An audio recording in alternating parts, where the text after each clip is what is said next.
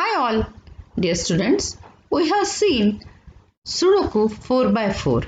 So you know it very well how to solve that. Today let us see Sudoku 6 by 6. So whenever I will say 6 by 6, it means there it should have 36 elements in total. As there are 36 boxes, elements you have to consider. If you are considering the numbers should be from 1 to 6, and there will be 6 mini grids. Here in this picture it is indicated with the help of dark black line. 6 mini grids are there, and in that 6 mini grids we have to adjust the numbers 1 to 6 in such a way that only one time number should appear. And if you are thinking of full main grid, in main grid also number 1 to 6 should appear in such a way that a particular number should appear only one time. No repetition of number is allowed in the Sudoku, and that's the magic to solve the Sudoku. Now let us see one by one. So as you can see, this is a single box. It is known as cell. Horizontal is a row. It means in 6 by 6 Sudoku there will be 6 rows, and in mini grid there will be 4 columns.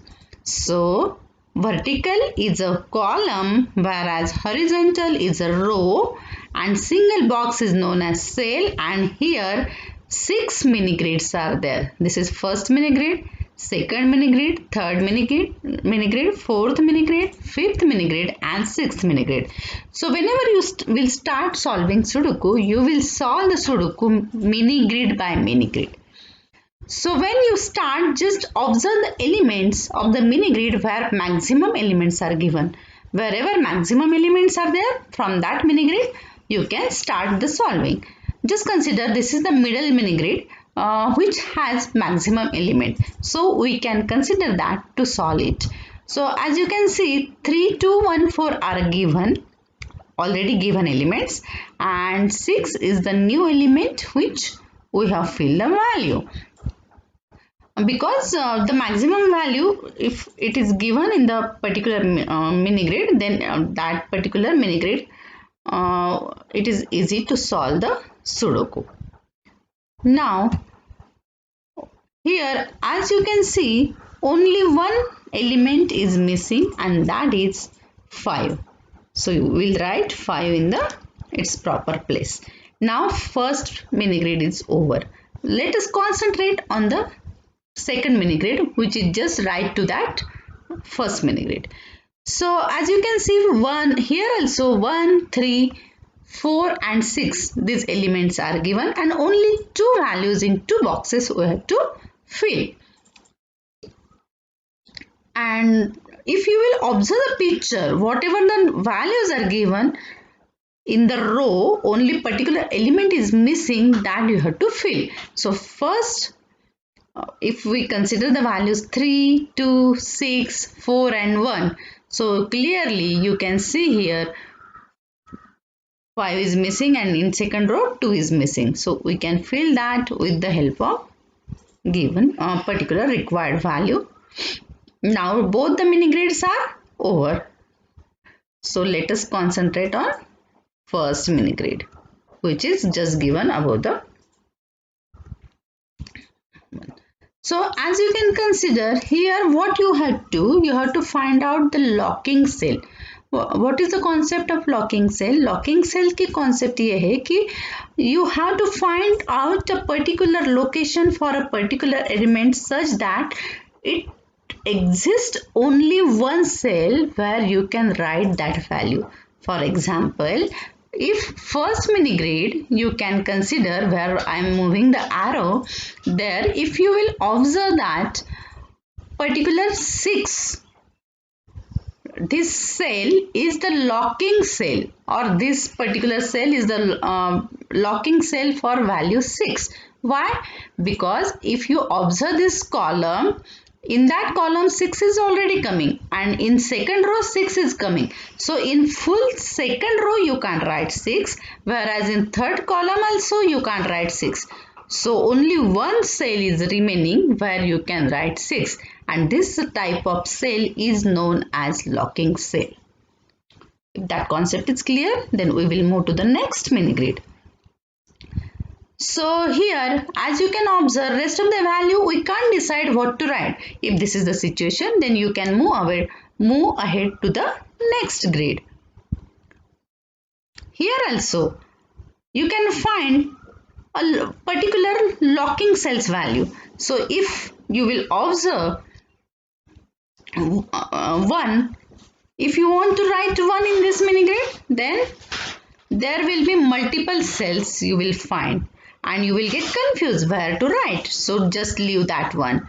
2 is already given in that mini grid. Now just think of 3 and try to find out the exact location of the 3. So if you observe this, you can find it. A 3 is given in the particular row. So this full row you can't write 3, and 3 is given in the column also. So here you can't write 3. And again in the third column also 3 is given. Okay. So you can't write 3 in this cell also. So exact location for 3, that is the locking cell for 3, you can find it here and you can write 3 here.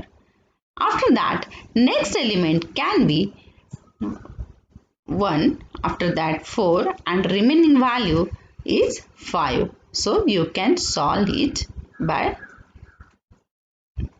writing the particular value. Now let us move to the next mini grid. So here, after writing these values and by observation, you can write 1 here and 4 in this particular cell. After that, only one value is missing, that is 5. Directly you can write missing value in that particular grid. So whatever the particularly values we have written from the observation, you may find that after writing at least 4 values, you can find the particular position for a particular element. Now let us move to the next grid. So here, if you observe particularly 6 and 5, only 2 elements are given and 4 boxes are empty. There you have to fill the values. So how to decide? Just observe that 2 is given in the column. So first column we can't write 2. In third column also we can't write 2 as it is given here. And if you observe the row, in the row also 2 is given. It means in both cells you can't write 2. So this is the locking cell for 2. After writing 2, the next element we have to find out, and that element can be 4. So according to its position, we will write the 4. Now only 2 elements are remaining, that is 3 and 1. This can be done by observation. Now only one mini grid is remaining. So let us move to that mini grid. As you can see that particularly only if you can observe the cells, that is a row or column, and if only single cell is missing either from row or column, so depending on that you can complete that by writing the missing value directly. So here in this case we have written 4 directly. Okay, after that 5, as last row only one element is missing, that is 5. Directly I have written 5. But while writing the values, you have to check whether repetition of element is there. It should not be there.